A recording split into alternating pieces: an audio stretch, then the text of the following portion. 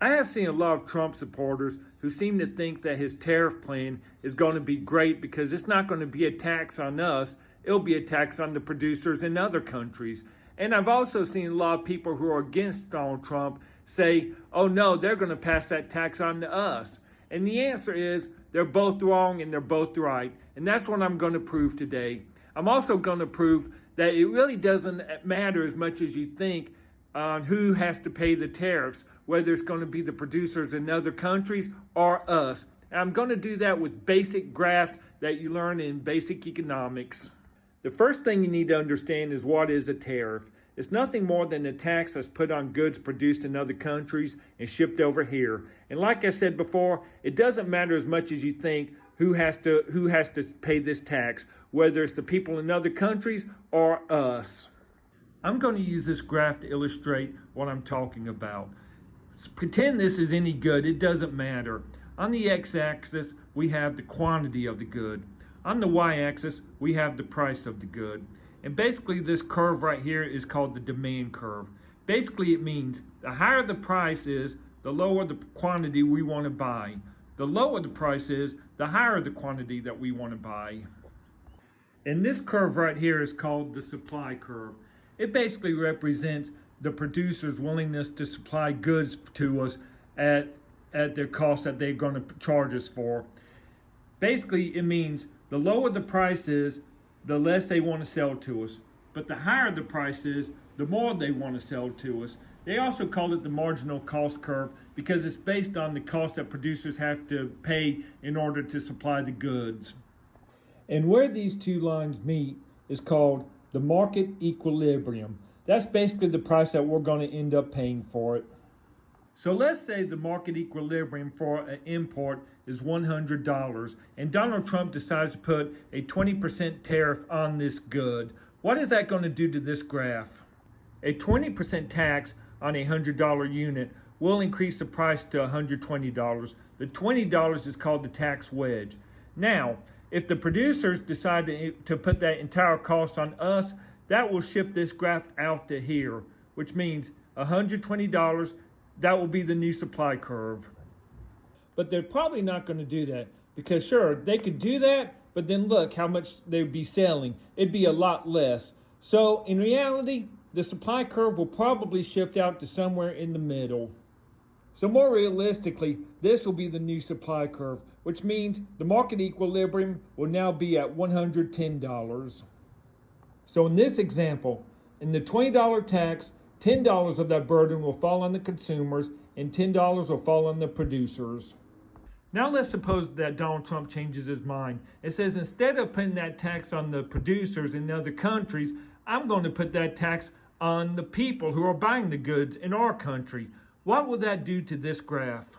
In that case, the supply curve will not change at all, but the demand curve will change because we have to pay a $20 tax every time we buy the good. Now, yes, we could reduce it to $80, but then our quantity will fall just like it did before. So more likely in this example, let's say it will be reduced by $10, which means the new price of it, the new market equilibrium will be $90. So because we're buying less of the good because of the $20 tax, that means the tax burden, the tax wedge will still fall on us, $10 for the consumers, and the producers will lose $10 worth of sales. Now, will the burden of these tariffs always fall halfway on us and halfway on the producers in the other countries? And the answer is no. It depends on how inelastic or elastic the demand curve is. Basically, an inelastic demand curve means that we want or need that good really bad. If it's elastic, it means, and we're not that worried about it. We can buy other stuff to replace it, which are called substitutes.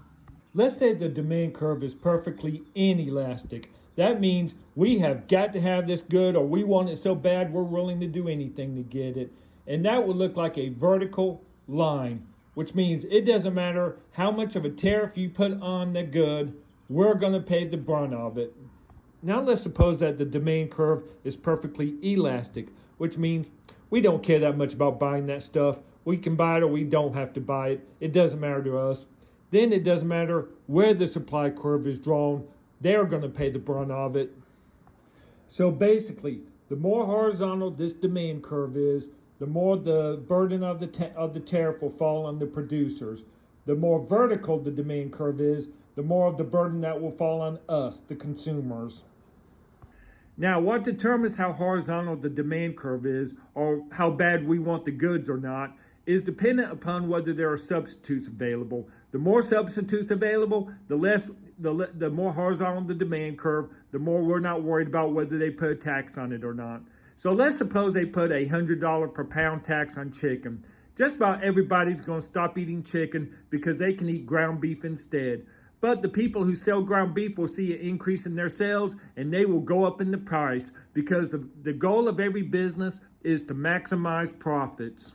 So whatever the good is that Donald Trump puts a tariff on, if there are lots of substitutes that we could just buy in this country, we're going to stop buying those goods as much. But the prices of the substitutes in this country will also rise. That is a very basic economic model that they should teach in high schools, but they don't, because then you won't believe the lies that politicians tell you, like Donald Trump when he says that the other countries are going to pay the entire tariff.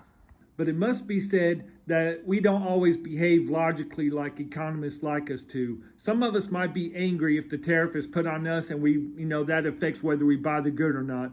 But the model is very close. Now also, if we elect Donald Trump as president and he starts putting these tariffs on other countries, they're going to retaliate by putting tariffs on us. And that's going to hurt our producers and our exports and our workers. When Donald Trump goes around telling his supporters that he's going to intimidate other countries to do whatever he wants them to do by imposing tariffs on them, it sounds good to them because they don't understand these basic economic models. If you're one of them, I'm not even trying to insult you. I know they don't explain this stuff to you in high school, and I am not a genius. I am not an economics expert. I'm not an expert on anything, but I do understand the basics. I also have to say some of Kamala Harris's economic policies I think will be very bad for us. Some of them I think will be good for us, but none of them will be nowhere near as bad as what Donald Trump is going to do.